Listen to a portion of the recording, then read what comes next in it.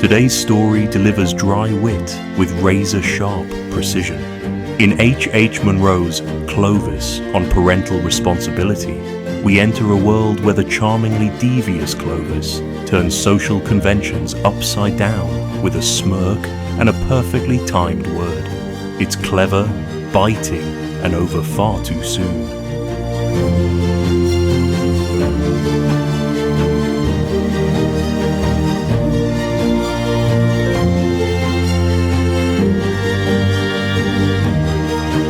Marion Eggleby sat talking to Clovis on the only subject that she ever willingly talked about, her offspring and their varied perfections and accomplishments. Clovis was not in what could be called a receptive mood. The younger generation of Eggleby, depicted in the glowing, improbable colours of parent impressionism, aroused in him no enthusiasm. Mrs. Eggleby, on the other hand, was furnished with enthusiasm enough for two. "You would like Eric," she said argumentatively rather than hopefully. Clovis had intimated very unmistakably that he was unlikely to care extravagantly for either Amy or Willie. "Yes, I feel sure you would like Eric. Everyone takes to him at once. You know, he always reminds me of that famous picture of the youthful David. I forget who it's by, but it's very well known." "That would be sufficient to set me against him if I saw much of him," said Clovis.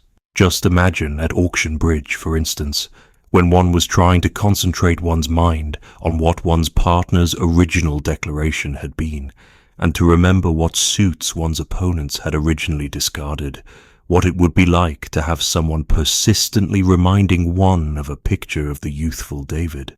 It would be simply maddening. If Eric did that, I should detest him." "Eric doesn't play bridge," said Mrs. Eggleby with dignity. "Doesn't he?" asked Clovis. "Why not?" "None of my children have been brought up to play card games," said Mrs. Eggleby. "Drafts and Halma and those sorts of games I encourage. Eric is considered quite a wonderful drafts player." "You are strewing dreadful risks in the path of your family," said Clovis. "A friend of mine who is a prison chaplain told me that among the worst criminal cases that have come under his notice, men condemned to death or to long periods of penal servitude, there was not a single bridge player. On the other hand, he knew at least 2 expert drafts players among them." "I really don't see what my boys have got to do with the criminal classes," said Mrs. Eggleby resentfully. "They have been most carefully brought up. I can assure you that." "That shows that you were nervous as to how they would turn out," said Clovis. "Now, my mother never bothered about bringing me up. She just saw to it that I got whacked at decent intervals and was taught the difference between right and wrong. There is some difference, you know, but I've forgotten what it is." "Forgotten the difference between right and wrong?" exclaimed Mrs. Eggleby. "Well, you see, I took up natural history and a whole lot of other subjects at the same time, and one can't remember everything, can one? I used to know the difference between the Sardinian dormouse and the ordinary kind, and whether the wryneck arrives at our shores earlier than the cuckoo, or the other way round, and how long the walrus takes in growing to maturity. I dare say you knew all those sorts of things once, but I bet you've forgotten them." "Those things are not important," said Mrs. Eggleby, "but dash. The fact that we've both forgotten them proves that they are important," said Clovis. "You must have noticed that it's always the important things that one forgets, while the trivial, unnecessary facts of life stick in one's memory. There's my cousin, Editha Clubberly, for instance. I can never forget that her birthday is on the 12th of October. It's a matter of utter indifference to me on what date her birthday falls, or whether she was born at all.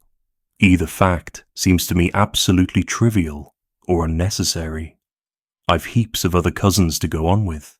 On the other hand, when I'm staying with Hildegard Shrubley, I can never remember the important circumstance whether her first husband got his unenviable reputation on the turf or the stock exchange, and that uncertainty rules sport and finance out of the conversation at once.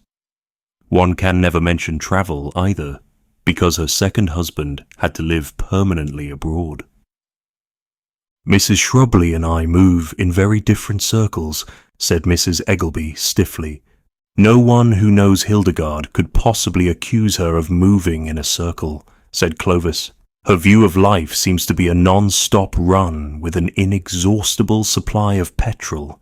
If she can get someone else to pay for the petrol, so much the better. I don't mind confessing to you that she has taught me more than any other woman I can think of. What kind of knowledge? Demanded Mrs. Eggelby, with the air a jury might collectively wear when finding a verdict without leaving the box. Well, among other things, she's introduced me to at least 4 different ways of cooking lobster, said Clovis gratefully. That, of course, wouldn't appeal to you. People who abstain from the pleasures of the card table never really appreciate the finer possibilities of the dining table.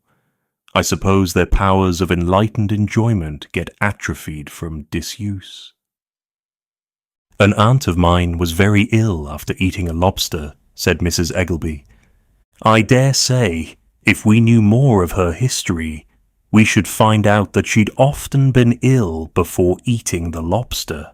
Aren't you concealing the fact that she'd had measles and influenza, a nervous headache and hysteria, and other things that aunts do have, long before she ate the lobster? Aunts that have never known a day's illness are very rare. In fact, I don't personally know of any.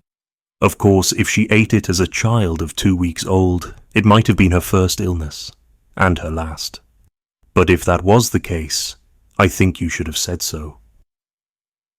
I must be going, said Mrs. Eggelby in a tone which had been thoroughly sterilized of even perfunctory regret.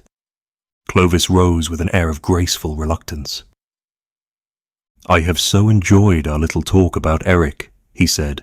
I quite look forward to meeting him some day. Goodbye, said Mrs. Eggelby frostily. The supplementary remark which she made at the back of her throat was dash. I'll take care that you never shall.